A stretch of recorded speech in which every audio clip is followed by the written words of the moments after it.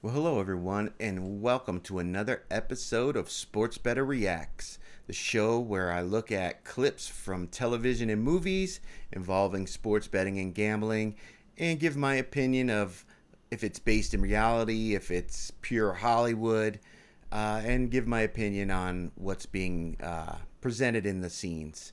So this week it's episode 2, and we're going to be looking at 3 movies that are all based on real people and their life and involvement in sports betting. And so the first movie we're going to take a look at, the scene, is from Lay the Favorite. This movie talks about and is based around a part of the sports betting market that's not talked about much in the media. So let's take a look at the scene, and then we'll talk about what's actually going on in this movie. Are you Dink? I am Dink. Yes. You must be Beth. Come in. So how much do you know about gambling? I played some Flip It the other night. How'd you do? I was told it was for retards, but I got really into it. How am I gonna trust you with my money? You're gonna rob me and go play Flip It all night? No, I'm not.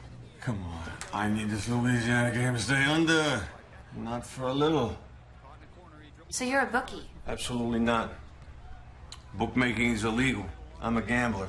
Everything I do here is completely legal in the state of Nevada. So do you play poker or blackjack? Some poker, blackjack, not really gambling. Just no skill, no odds. Just a racket for the casinos to make money. Oh, my dad played a lot of blackjack. Sorry to hear that. The San Francisco line is way too high. Here, look at something. You see that little patchy little skin right there? Nope. Well, maybe not in this light. Anyway, I make my lines. Then I compare them to the books. To the books? Sports books. A sports book is where you go to make a bet on a sporting game. You can do that here in Vegas, or you can do it online overseas. But I gotta do it here. So I gotta send guys that run and take the money down there and make the bets for me. Maybe that's something you can do if you come down here to work. And so in this scene, what you're seeing is what are known as runners. They're people who place bets for gamblers who may not be able to place the bets themselves, whether they've been 86th from a sports book or their limits have been lowered so much that they can't get down the kind of money that they need to bet in order to be profitable. And so what they'll do is they'll hire people as runners, people who go and place the bets for them. Now, this movie, Lay the Favorite, is actually based on a book called Lay the Favorite, My Memoirs of Gambling by Beth Raymer.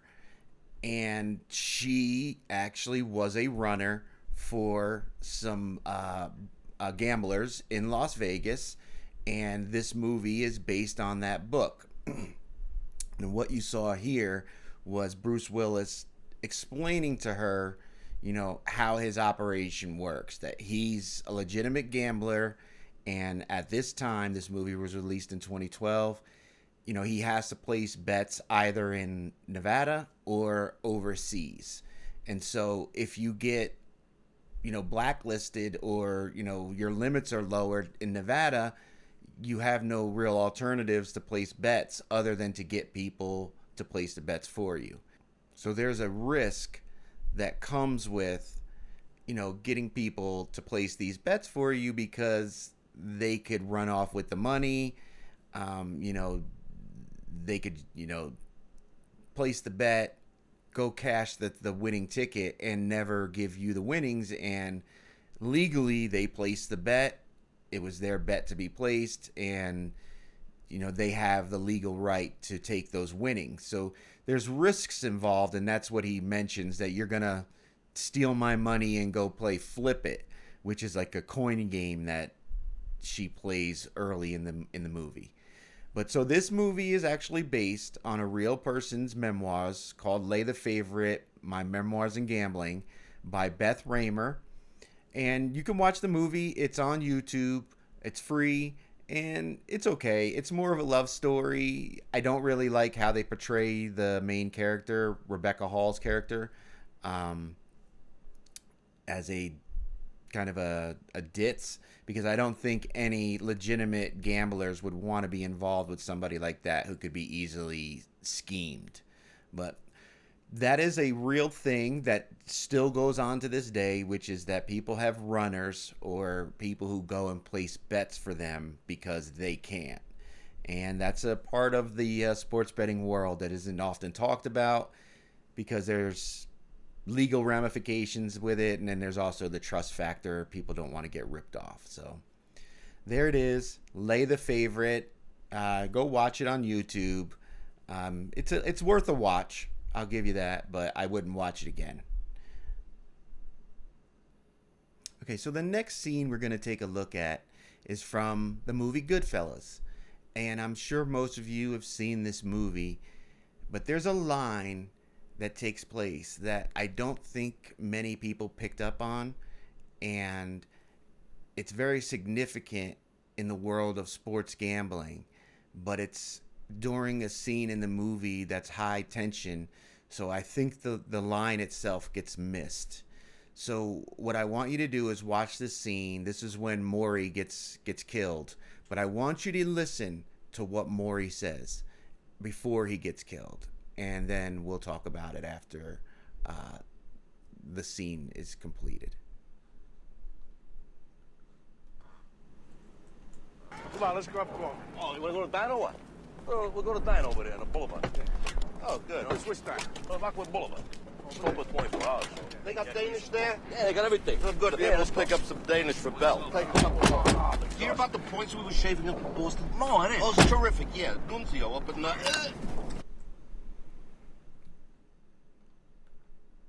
So did you hear what he said there? Maury goes, "Did you hear about the points we were shaving up in Boston?" Now, I don't think a lot of people picked up on this line in the movie, but that is a real point shaving scandal that was exposed.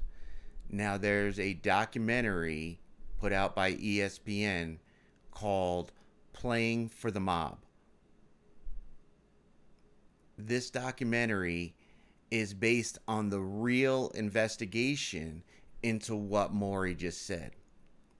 The main character in Goodfellas, Henry Hill, when he was flipped and became an informant to the FBI, one of the requirements is that he tells them every single crime he's committed, from shoplifting all the way up to murder. So he's listing off all these crimes that he's been involved in, and during this process he blurts out, "Oh yeah, we were point shaving with the Boston College basketball team." And it just so happens that one of the FBI agents who's doing this deposition is a Boston College alumni. And he is infuriated that these mobsters, tarnished his alma mater's basketball program by getting players involved in a point shaving scheme. So he digs into it, doggedly into this investigation, and this documentary, Playing for the Mob, is all about the real life situation that happened around this point shaving scheme at Boston College. And this line in Goodfellas that I guarantee you most people didn't even pick up on was put in there based on real events that took place involving this mafia crew. So if you've watched Goodfellas and you've seen this scene and you didn't catch it, that is a factual event, that there was a point shaving scandal at Boston College and these guys were involved. And you can watch the true investigative documentary on ESPN's 30 for 30 called Playing for the Mob. But I wanted to show that because I'm sure a lot of people didn't catch that line in the first time or didn't realize it because of what's going on in the movie. But yep, that is a real true statement that they were shaving points at Boston College, the mafia group involving Henry Hill. And so the last movie we're going to look at, the scenes are from Casino. Again, another very popular movie, and it's based around actual events. The names of the characters have been changed from the real life names, but much of what is talked about in this movie is based in reality. Obviously, they've taken liberties with some of the aspects of the movie, but for the most part, you know, this is a real life story.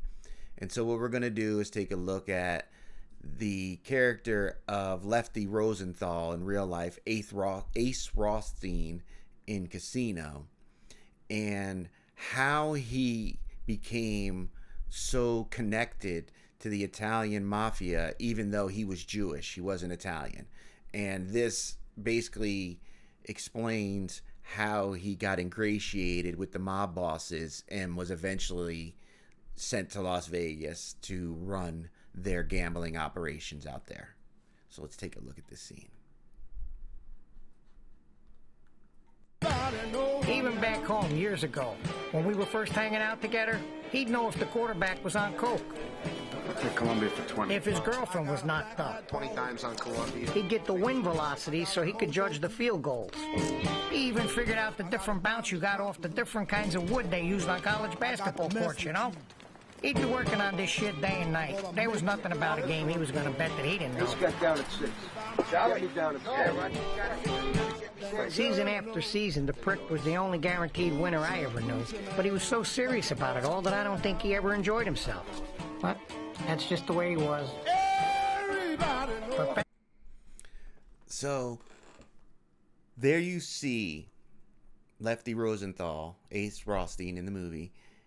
You know, he's placing a bet, and his opinion is so respected by the bookmakers that his action changed the number. They changed the number of the game, which does happen in real life now. Sports books will set lower limits, particularly with the NFL, early in the week, and take action from respected gamblers and use their information to fine-tune their lines so that they have an efficient market and get what they want is equal betting on the underdog and the favorite. And then also what we saw there were the other gamblers jumping on his bet. So when he placed the wager, they ran out to the phones and called the other bookies that they know and got down on the same bet as him, basically piggybacking off of his wagers. But what you saw there is an early representation of how one influential sports gambler can influence the market and how bookies use their information to fine-tune their lines.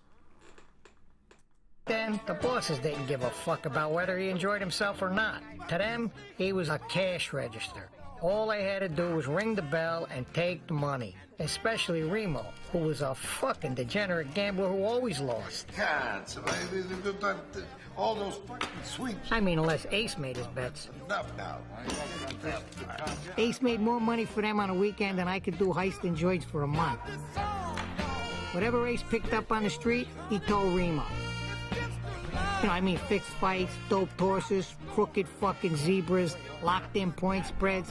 He told fucking Remo everything. And to tell you the truth, I don't blame him. Hey.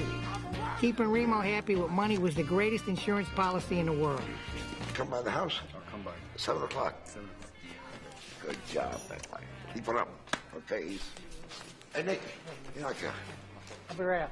how'd you run lunch? Nicky, see that guy? Keep a good eye on him. He's making a lot of money for us. He's going to continue making a lot of money for us. So keep a good eye on him. Not like the fucking feds out there that without brains. Okay. All right. Okay. Yeah, come on. Yeah. fine. Let me take this. So now, on top of everything else, I gotta make sure nobody fucks around with the golden jewel. And so there you see how Lefty Rosenthal was able to essentially become a member of the mob without being a member. Because to them, if you're a good earner, you're valuable to them. And you see them, you know, saying, hey, watch out for this guy. He's making a lot of money for us. And him making a lot of money for them is the reason why they knew they could send him out to Vegas and watch over the skim, watch over their backdoor investment, and make sure that the operation was running the way they wanted it to run, because they had this relationship going back to when he was a bookmaker and a gambler, and he was making money for them. So you see how his ability to be a good handicapper got him to the position where he eventually became the head of, I believe it was, he ran 3 or 4 casinos. The Stardust was the biggest one, with the really nice sports book that he put in once he became the basically the de facto CEO. So the last scene we're going to take a look at is from Casino, and it gives you an idea of what the sports books looked like before they were brought into the casinos, when they were like standalone operations, before they were, you know, commercialized and brought under the umbrella of corporations that, you know, looked at it from a profit standpoint. But what we're going to see now is what they looked like before that era began. Ace saw Vegas one way. You call this guy and tell him I'm coming? Of course. But I saw it another. I saw it. If you look here, you can see basketball, baseball, hockey, boxing. So you know they're going into the sports betting parlor. As untouched. I mean, they had bookies, pimps, and drug dealers I could shake down. Who the fuck were they gonna run to? So I started getting everybody in line. Best of all, for the first time in my life, I figured out a way not to lose. Yeah, he had a foolproof scheme, all right. It wasn't very scientific, but it worked. When he won, he collected. When he lost, he told the bookies to go fuck themselves. What were they gonna do, muscle Nicky? Nicky was the muscle. Hi. Hey, How you doing? how you doing? Good, good. You got that thing for me? What thing? Oh, Nicky, I thought you was laying. I was laying. No, I'm taking it. I was taking it. You sure? I'm positive. Well, I'm a little confused. You're a little confused? Maybe if I stick your fucking face through this window over here, like, you know, you'll get unconfused. Give me the fucking money. I'm sorry, Nicky. I didn't mean anything by it. Yeah, I know. That's why you had it ready. You thought I was fucking laying it? Fucking head. Your fucking head, huh? Smart enough. And so, you know, that just shows you the absurdity of what was going on at this time. Because here he is, you know, they're in a legal sports betting parlor, but yet there are bookies that are, you know, giving action to people, you know, basically, you know, with no collateral, you know, on the assumption that they're going to pay. Whereas opposed to when you place a bet with a legal sports book, you put the money down as collateral, place your bet, and if you win, you get back your collateral plus the winnings. So let's say you bet $110 to win 100, which is minus 110.